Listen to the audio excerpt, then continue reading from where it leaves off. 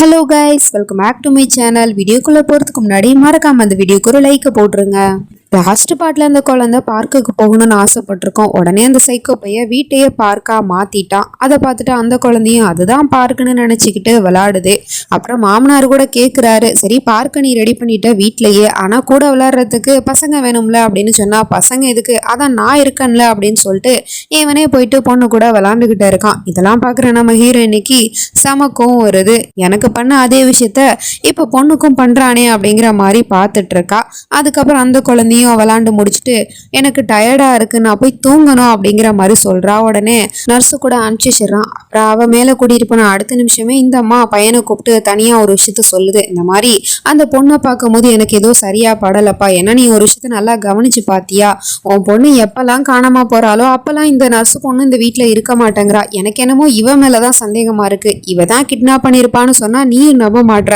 அப்புறம் அவ பாக்குறதுக்கு ஒரு ஜாடையில நம்ம மயூரா மாதிரியே இருக்கா, ஒருவேளை இவ மயூராவா இருக்குமோ அப்படிங்கிற அந்த சந்தேகத்தை இவனோட மண்டையில நல்லா ஏத்தி விட்டுருச்சு. உடனே இவனும் ரூமுக்கு வந்து முன்னாடி மூட்டை கட்டி வச்ச மயூராவோட திங்ஸ் எல்லாம் எடுத்து பார்த்துட்டு இருக்கான். அவளோட வளையல், அப்புறம் துப்பட்டா, அப்புறம் அவளோட போட்டோ கூட இருக்கு. அவளோட போட்டோவை பார்த்த அடுத்த நிமிஷமே இவனுக்கு தான் பொண்ணு சொன்ன விஷயம் தான் ஞாபகத்துக்கு வந்துட்டு போகுது. அவ சொல்லியிருப்பா இந்த மாதிரி உன்னை காப்பாத்தினது யாருமான்னு கேட்கும் போது அவளோட முகத்துல ஒரு மார்க் இருந்துச்சு அப்படிங்கிற மாதிரி சொல்லியிருப்பான். அதுக்கப்புறம் இவன் போய் பார்க்கும்போது அது வேற பொண்ணுன்னு தெரிஞ்சிச்சு.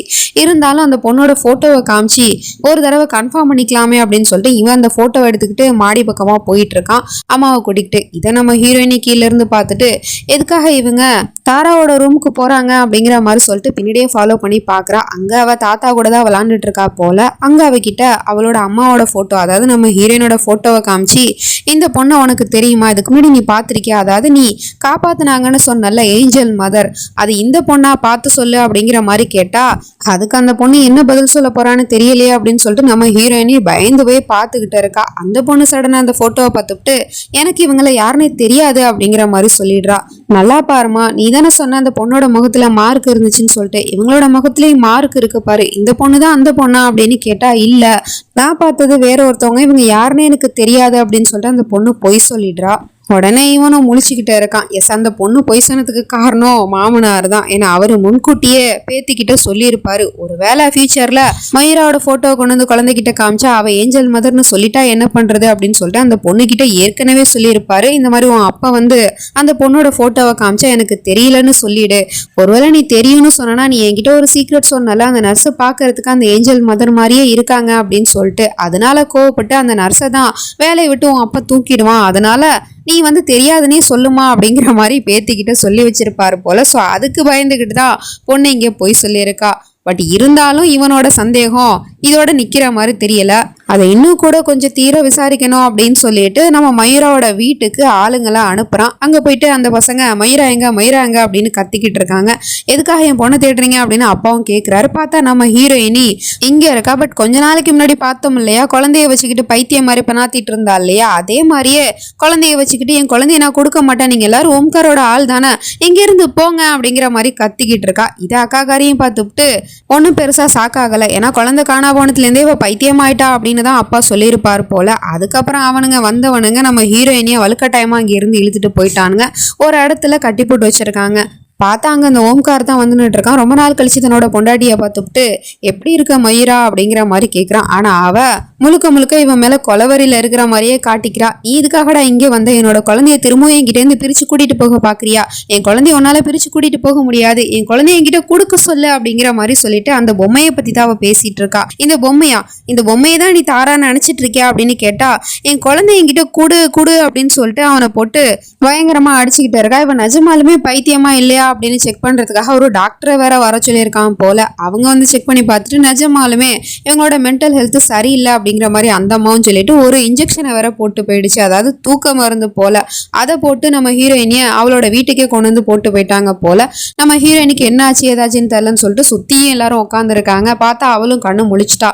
பட் அவ இன்னும் தெளிவா தூக்கத்தை விட்டு வெளியே வரல. அவளோட உடம்புல இன்ஜெக்ஷன் போட்டிருக்காங்க, தூக்கத்துக்கான மருந்து தான். பட் இப்போ அவ தூங்கியே ஆகணும். ஆனா அதையும் மீறி அவனுக்கு இப்போ நம்ம நர்ஸ் மேலதானே சந்தேகம், ஒருவேளை மயூராவா இருப்பாளோ அப்படின்னு சொல்லிட்டு இப்போ அவளுக்கு இன்ஜெக்ஷனை போட்டு வீட்டுல தூங்க வச்சதுனால நர்ஸும் வீட்டுல இருந்து தானே ஆகணும். ஒருவேளை வேற ஆளா இருந்தா அப்படின்னு சொல்லிட்டு அம்மாக்கு கால் பண்ணி கேட்கறான். அந்த நர்ஸ் வீட்டுல தானே இருக்கா அப்படின்னு சொல்லிட்டு கேட்டா அவ எங்க இருக்கா, அவ 4 மணிலேருந்தே வீட்டுல எல்லாம் அவ எங்கேயோ கிளம்பி போயிட்டா அப்படிங்கிற மாதிரி சொன்னது இப்போ அவனுக்கு கன்ஃபார்மே ஆயிடுது. அப்படின்னா ஒருவேளை அது மயூராவா இருக்குமோ அப்படின்னு சொல்லிட்டு இவன் நேரடியா அவ ஒரு அட்ரஸை கொடுத்து வச்சிருப்பா இல்லையா, ஃப்ரெண்டு கரையோட அட்ரஸ், அதுதான் அவ வீடுன்னு சொல்லியிருப்பா.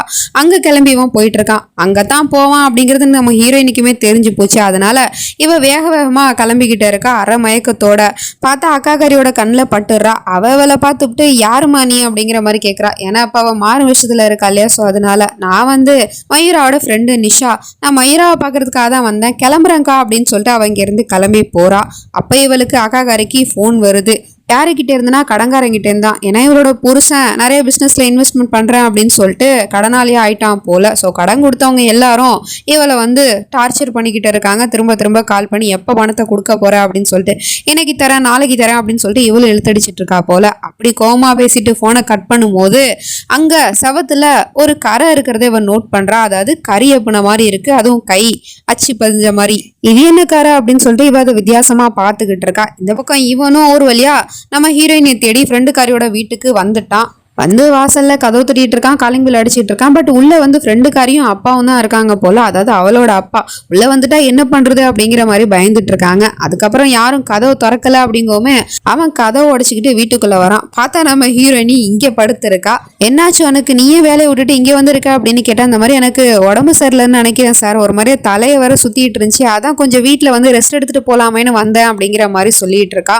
ஓ அப்படியா, அப்ப நம்ம தான் தப்பா நினைச்சிட்டோம் போல, இவன் அந்த நர்ஸ் தான், இவன் மயூராலாம் கிடையாது அப்படின்னு சொல்லிட்டு இவனும் தனக்கு சந்தேகத்தை குழி தோண்டி புதைச்சு விட்டு அங்கிருந்து வீட்டுக்கு கிளம்பிடுறான். நம்ம ஹீரோயினியும் வந்த வேலை முடிஞ்சிருச்சு அப்படின்னு சொல்லிட்டு அவளோட வீட்டுக்கு கிளம்புறதுக்காக ஆட்டோல ஏறி போக போறா. அப்ப பின்னாடில இருந்து ஒரு சத்தம் கேக்குது, மயூரா அப்படின்னு சொல்லிட்டு.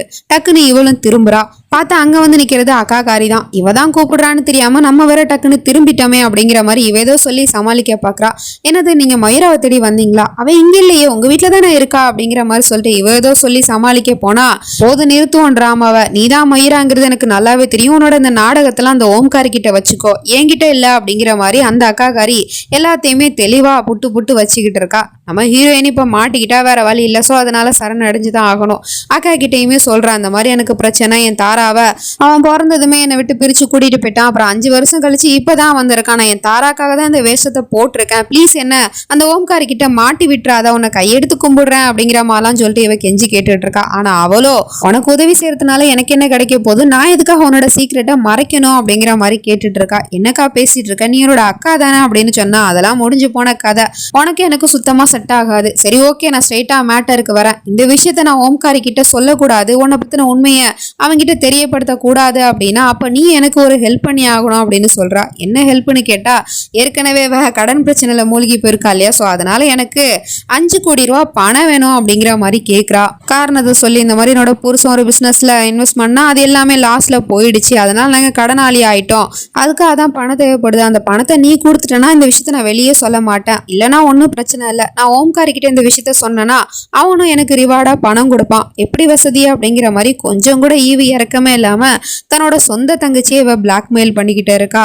இதுக்காகவா இவ எத்தனை வருஷம் கழிச்சு திரும்ப வந்தா அப்படிங்கிற மாதிரிதான் இருக்கு. அவ உடனே ஃபர்ஸ்ட் கெஞ்செல்லாம் பாக்குறா, இல்லக்கா அப்படிலாம் சொல்லாத அப்படி இப்படின்னு சொல்லிட்டு. ஆனா அவ கேட்குற மாதிரி எல்லாம் பணத்தை கொடுத்தா சீக்கிரட்டை மறைப்பேன், இல்லைன்னா அவங்கிட்ட போய் இந்த விஷயத்த சொல்லிடுவேன் அப்படிங்கிற மாதிரி மிரட்டுறா. உடனே நம்ம ஹீரோயினி பழைய மயூரா மாதிரிலாம் இல்லை, முன்னாடி அழுதுகிட்டு புலம்பிட்டு இருப்பா இல்லையா, இப்ப போல்டா சொன்னா சொல்லிக்க, எனக்கு அதனால ஒரு பிரச்சனையும் இல்லை அப்படிங்கிற மாதிரி சொல்றா.